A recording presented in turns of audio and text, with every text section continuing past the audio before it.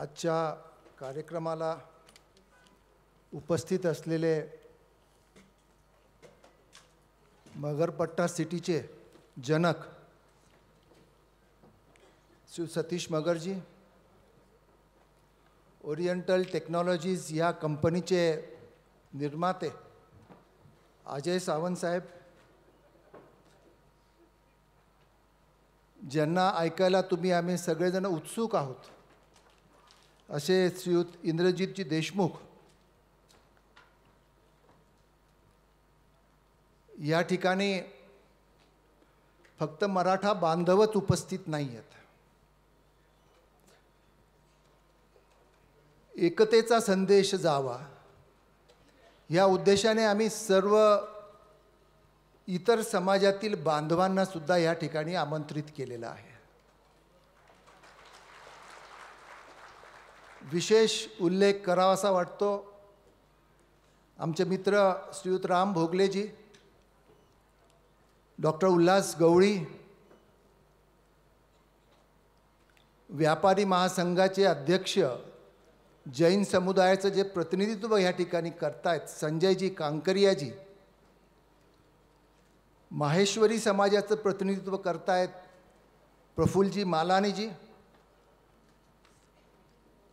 या ठिकाणी चर्मकार समाजाचं प्रतिनिधित्व श्रीयुत विष्णू घोडके हे करतायत.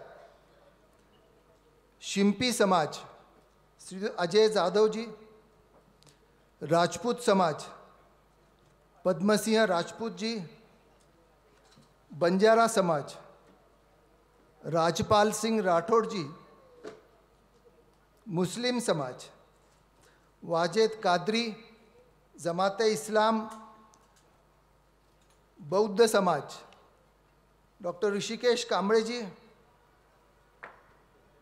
लिंगायत समाज श्री शिवाप्पा गुळवे आणि त्यांचे सर्व सहकारी, तसेच या ठिकाणी उद्योग क्षेत्रातून आपण जे आऊसाहेब रिसर्च सेंटर चालवणार आहोत, सुरू करायचा आपला प्रयत्न आहे, याचा संबंध उद्योजकांशी असल्यामुळे आपल्या मराठवाड्यामध्ये उद्योग क्षेत्राचं प्रतिनिधित्व करणारे chamber of Marathwada industries and agriculture याचे अध्यक्ष श्रीयुत उत्सव माछरजी, मासिया या संघटनेचे स्मॉल स्केल इंडस्ट्रीज असोसिएशनचे अध्यक्ष अर्जुनजी गायकवाड, तसेच कॉन्फेडरेशन ऑफ इंडियन इंडस्ट्रीजचे श्रीयुत प्रशांतजी नरवडे. म्हणजे हा कार्यक्रम फक्त मराठ्यांचा नाही आहे, हा कार्यक्रम सर्व उद्योजकांचा आहे. हा कार्यक्रम सर्व समाज घटकांना समोर बरोबर घेऊन जाण्याचा हा कार्यक्रम आहे.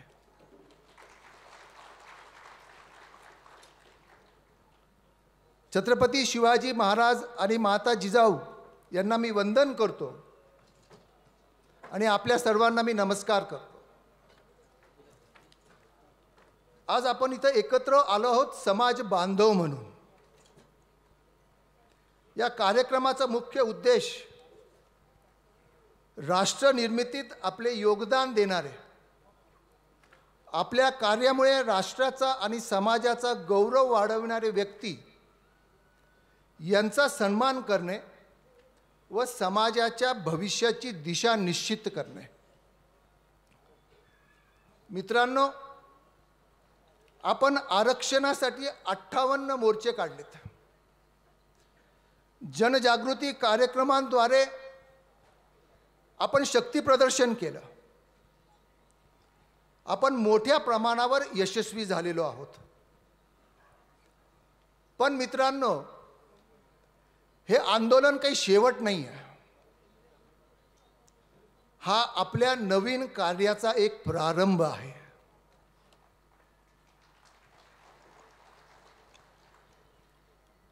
आपण या यशाचा आनंद साजरा करत बसू नये.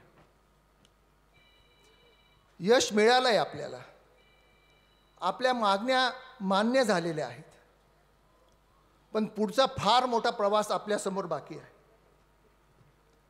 हा प्रवास कठीण आहे, कारण तो प्रवास आपल्याला आपल्या विचारसरणीत बदल करण्याचा आहे, आपल्याला आपल्या कृतीत बदल करण्याचा आहे, आणि सर्वात महत्त्वाचा तो प्रवास आपल्याला आपल्या जीवनशैलीत बदल करण्याचा आहे. आपण सर्वांनी हे कधीच विसरू नये की सर्वप्रथम मी भारतीय आहे, त्यानंतर माझी जात येते. समाजांमधील तणाव वाढणारी कुठलीही गोष्ट ही आपल्या देशासाठी घातक आहे, आणि म्हणून राष्ट्रप्रथम ही आपली भूमिका असली पाहिजे. आणि या भावनेतूनच आम्ही सर्व समुदायांच्या प्रतिनिधींना आजच्या ह्या परिवर्तनाच्या प्रवासामध्ये सहभागी होण्यासाठी आम्ही आमंत्रित करत आहोत. माझे सर्व समुदायांना मनपूर्वक आव्हान आहे, आपण सर्व एक आहोत, आपली संस्कृती एक आहे, आपला उद्देश एक आहे. आपण सर्वांनी एकत्र येऊन एक सुसंवादी समाज आणि एक मजबूत राष्ट्र उभे केले पाहिजे. इतिहास साक्षी आहे, जे समाज एकत्र आले त्यांनी जग जिंकले, जे विभाजित झाले त्यांनी आपलं अस्तित्व गमावलं आहे. रोमचं साम्राज्य असो, ग्रीकची संस्कृती असो, किंवा आपलंच उदाहरण घेतलं तर प्राचीन भारत असो, या सर्व ठिकाणी विभागणी झाली आणि त्याचं रूपांतर आपल्या पतनामध्ये झालेलं आहे. अशा चुका पुन्हा पुन्हा करू नका. एक मजबूत राष्ट्र निर्माण करण्यासाठी आपण सर्वांनी आर्थिकदृष्ट्या सक्षम होणं ही काळाची गरज आहे. जर समाजातील फक्त काही मंडळी आर्थिकदृष्ट्या स्थिर असतील आणि उर्वरित मागे राहतील तर आपल्यामध्ये विषमता वाढेल. ही विषमता आपल्या राष्ट्राच्या संकल्पनेला मारक ठरते. या राज्यात अनेक स्थलांतरितांनी या राज्यामध्ये येऊन स्थायिक झालेले आहेत. त्यांनी मोठ्या प्रमाणावर समृद्धी मिळवलेली आहे. आम्हाला त्यांचा मत्सर नाही, उलट आम्हाला त्यांचा अभिमान आहे. बहुसंख्य समाज म्हणून आपण सर्वांनी यांच्याकडून काही ना काहीतरी शिकण्यासारखं आहे. आता वेळ आली आहे की एक समाज म्हणून आपण आपली शिस्त, आपली एकजूट आणि आपली दूरदृष्टी दाखवावी.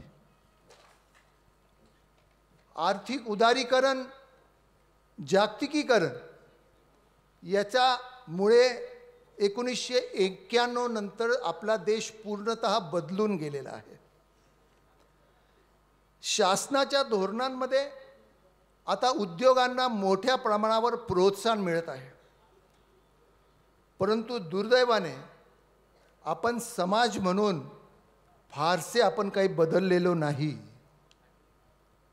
आजही आपल्यातली बहुसंख्य मंडळी ही शेतीवर अवलंबून आहे. ही सर्वात मोठी चिंताजनक बाब आहे.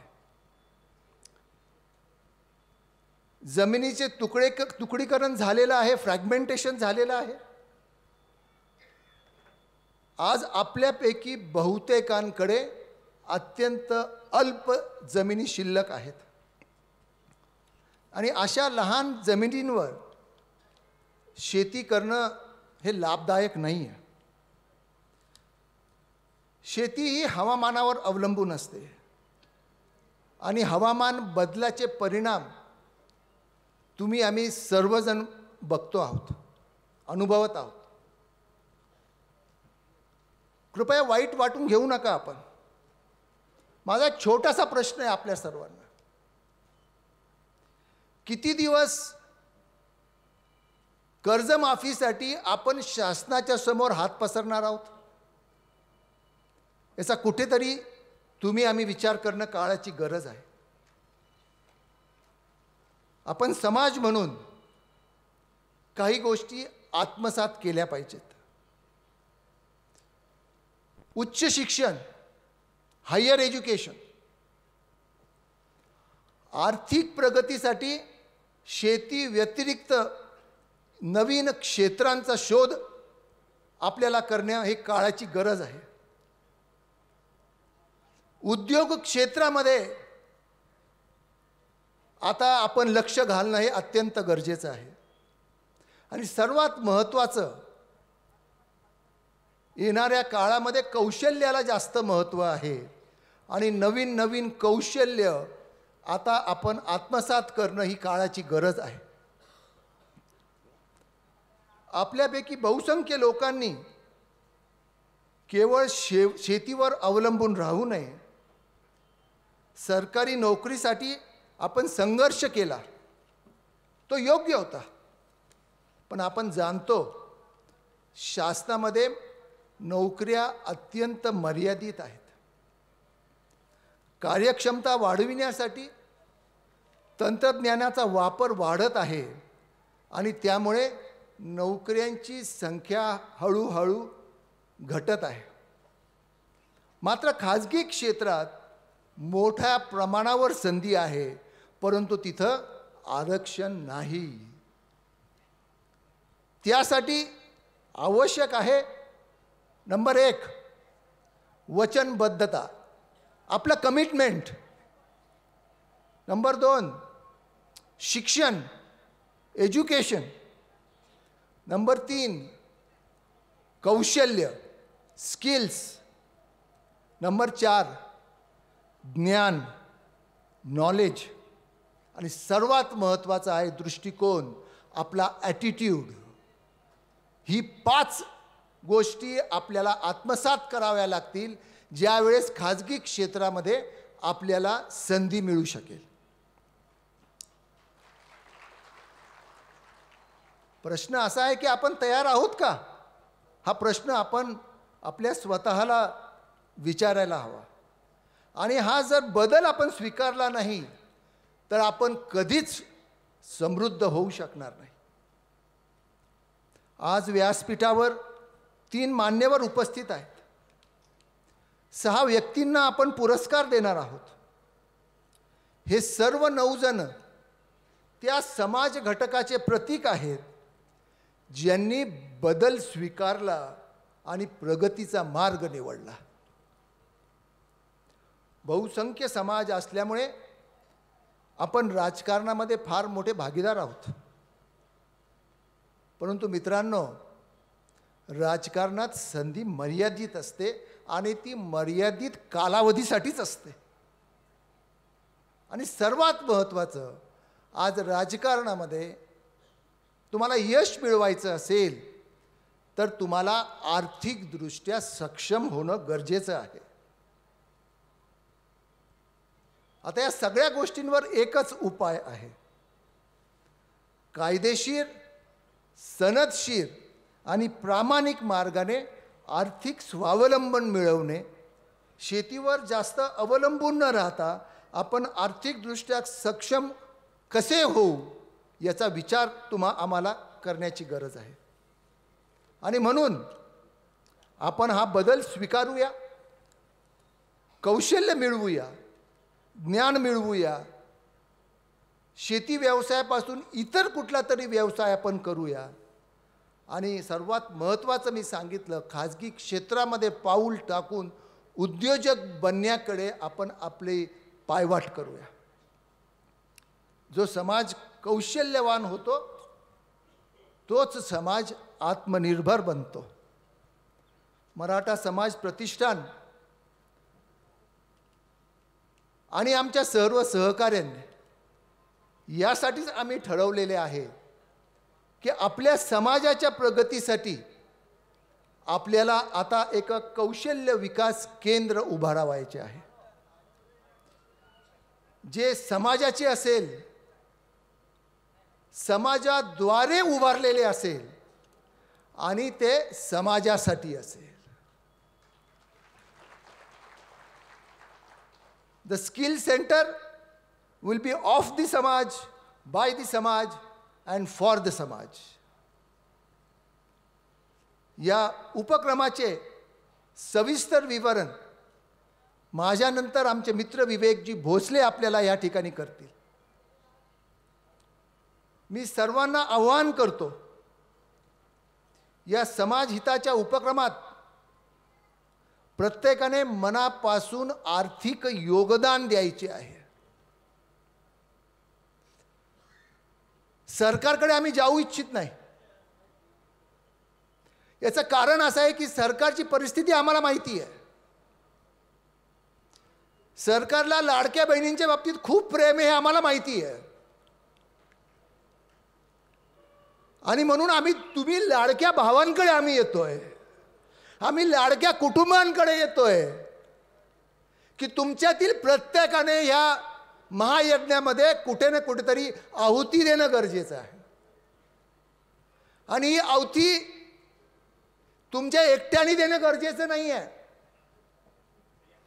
ही आहुती तुम्ही तुमच्या भावाला सांगू शकतात.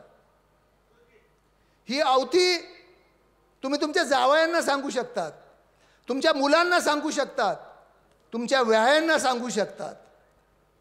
असं सर्व कुटुंब या निमित्ताने जर एकत्र आलं आणि एकाने 100 रुपये द्यायचे, एका कुटुंबाकडून 100 रुपये द्यायचे असतील तर 10 जणांचे मिळून 1000 रुपये होतात. तर 10,000चा हिशोब केला तर 1 लाख रुपये होतात. 1 लाख रुपयाचा हिशोब केला तर 10 लाख रुपये होतात. आणि 10 लाख रुपयाचा हिशोब केला तर एका कुटुंबाकडून 1 कोटी रुपये सुद्धा मिळू शकतात. आणि ते योगदान देण्याची मानसिकता तुम्हाला आता करण्याची गरज आहे. हे माझ्यासाठी नव्हे, हे तुमच्या मुलांसाठी आहे. तुम्ही जे मागे पडलेला आहात, तुम्हाला जर सगळ्यांच्या बरोबरीला खांद्याला खांदा लावून जर चालायचं असेल तर हे करणं गरजेचं आहे. आणि हे तुम्ही दिलं तरच हे होईल, अन्यथा माझ्या मर्यादा आहेत. त्यामुळे माझी विनंती आहे की ह्या महायज्ञामध्ये आपण आपली आहुती टाकणं गरजेचं आहे. आज इथून जाताना आपण सर्वजण एक दृढ निश्चय करूया. मराठा समाज प्रतिष्ठानच्या कल्पनेतून साकार होणारे कौशल्य विकास केंद्र, आऊसाहेब रिसर्च अँड ट्रेनिंग इन्स्टिट्यूट म्हणजे आरती, हे पूर्णत्वास नेण्यासाठी मी म्हणजे आपण आर्थिक योगदान दिल्याशिवाय राहणार नाही.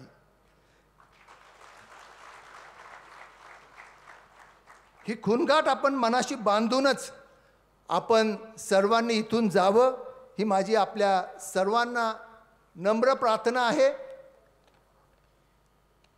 आपण सर्वजण आजच्या ह्या गौरव समारंभासाठी आणि ह्या आऊसाहेब रिसर्च अँड ट्रेनिंग इन्स्टिट्यूशनच्या आरंभ करण्यासाठी आपण सर्वजण उपस्थित राहिलात. आपले सर्वांचे मनपूर्वक आभार. धन्यवाद. जय हिंद, जय महाराष्ट्र.